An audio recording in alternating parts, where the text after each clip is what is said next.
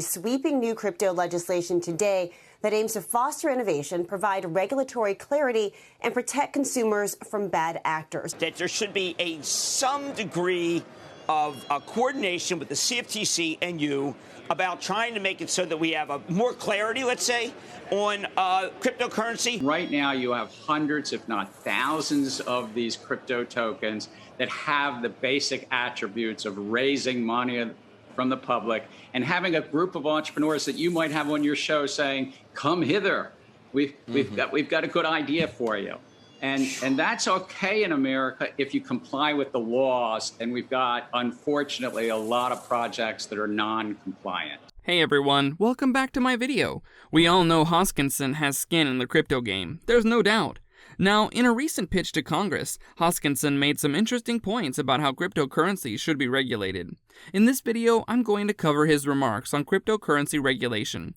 Trust me, they're the most interesting takes that you must have seen thus far. In his testimony, Hoskinson argued that Congress should take a hands-off approach to regulating cryptocurrencies. He argued that innovation in space will be stifled if Congress attempts to impose heavy-handed regulation.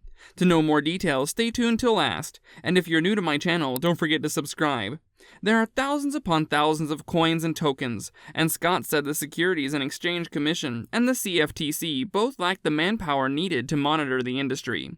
So, how do you determine what and who should be regulated? Let's hear what Charles Hoskinson says. One of the powers of our industry is the fact that regulation can become algorithmic.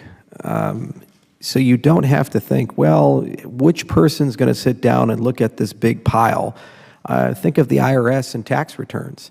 We could quadruple the size of the IRS, we still couldn't audit every single American. It's just not possible. And so what you have to do is say, what tools do we have at our capability? And what's magical about cryptocurrencies is that in the transactions themselves, they can carry metadata, they can carry identity.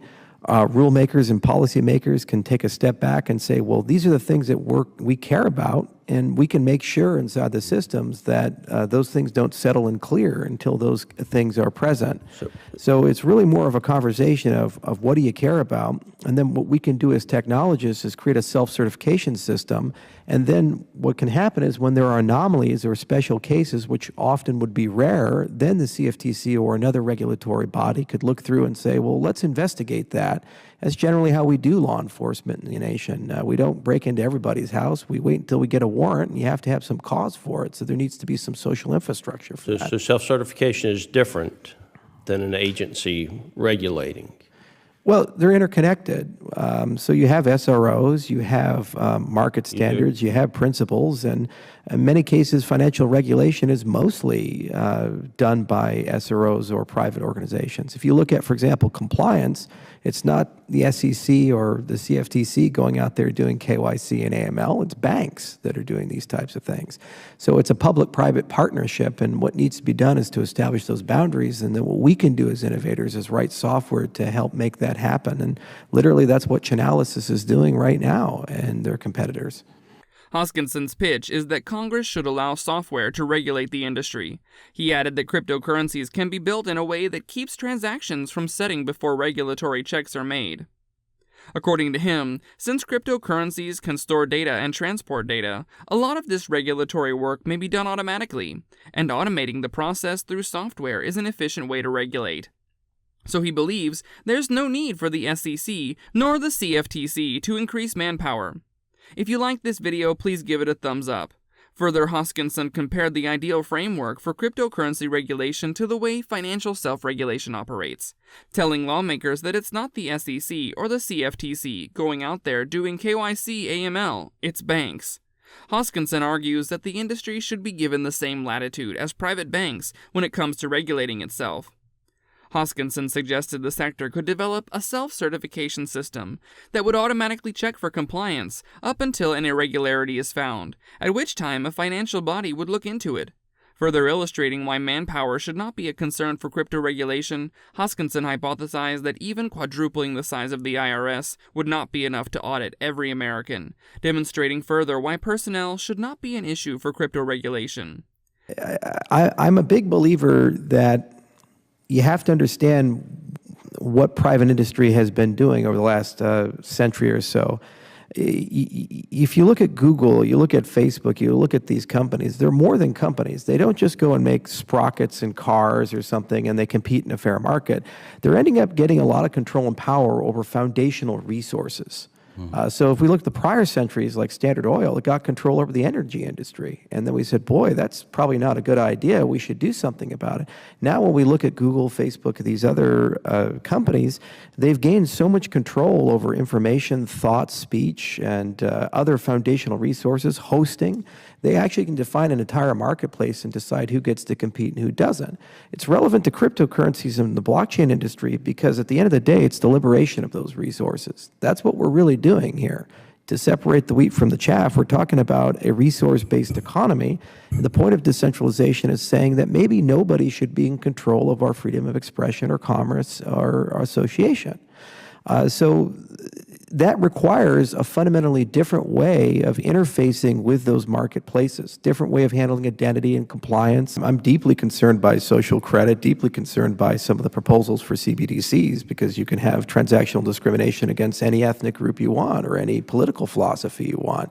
So the point is the algorithms ought to be built out in an open source process, transparent and available to all, and people have to have the ability to opt in instead of opt out.